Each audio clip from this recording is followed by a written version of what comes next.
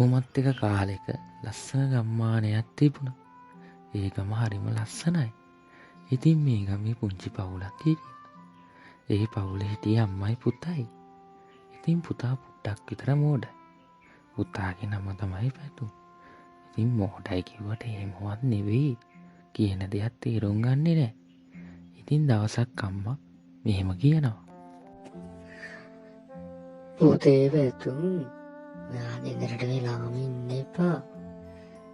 වටපිටාව ගැන දැනගන්නත් තිබේ. ඉතින් එළියට ගිහින් ඇවිදලා එන්න. ආම්මේ.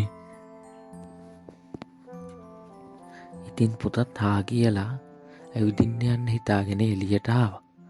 ඔහුම ඇවිත් ටික දුරක් යනකොට මෙයාට වලිග කුලෙක් හම්බෙනවා. අද නම් වලිග කුල් මස් ටිකක් කන්න පුළුවන්. මෙහෙම හිතාගෙන වලිග කුලට මෙහෙම කිව්වා. ඔහොම දිගටම යන්න. එහෙම ගිහින් තියෙන දෙවෙනි ගෙදර අම්මා ඉන්නවා. මම ඔයාව දවල්ට උයන්න එව්වා කියන්න. අම්මා එතකොට උයයි. එහෙම කියලා මෝඩ පැතුම් ගමේ ඇවිදින්න ගියා. ඉතින් ඇවිදින්න ගිහින් දවල් වෙලා ආයෙමත් බඩගින්නත් එක්ක පැතුම් ගෙදර ආවා.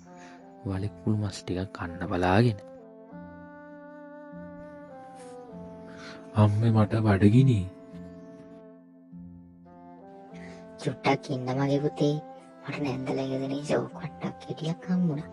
ඉතින් මං ඒක දවල්ට බිව්වා. චුට්ටක් ඉන්න මං වත් ටිකක් ගේන්නම්. එතකොට මෝඩ පැතුම් බුදුම වුණා.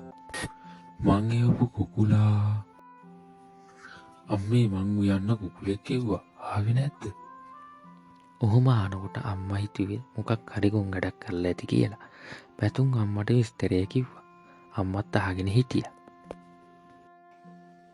ඔහොම දෙයක් හම්බුනොත් ආයෙත් අල්ලන් එන්න මගේ පුතේ. කියලා අම්මා කිව්වා.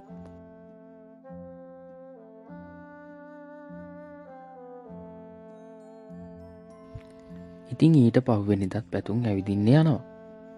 ටික දුරක් යනකොට මෙයාට මීවදයක් හම්බෙනවා. ඉතින් මෙයාට අම්මා කියපු කතාව මතක් වෙලා මෙයා මීවදය අල්ලන්න හදනවා. අනේ මාව අතාරින්න.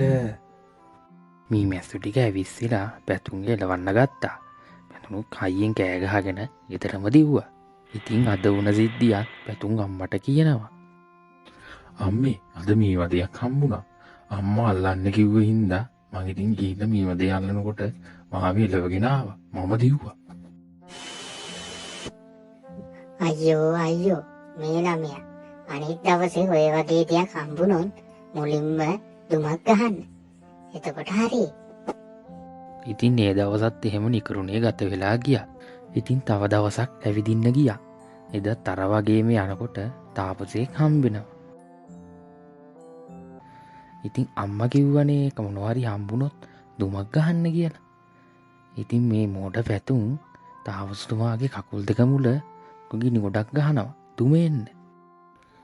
ඉතින් ඒ තාපසතුමා දුවන්න ගත්තා. ඉතින් මෝඩ පැතුම් බය වෙලා ගෙදරම ආවා. මේකත් අම්මට කිව්වා. අනේ ළමයෝ මං කිව්වේ මේ වගේක් හම්බුනොත් දුම් ගහන්න කියලා. අනේ ආයෙත් ඔය වගේ තැඹිලි පාට දරන් ඉන්න කෙනෙක් හම්බුනොත් වැඳලා නමස්කාර කරන්න. එහෙම කියලා අම්මා කඩේට යන්න පිටත් වුණා.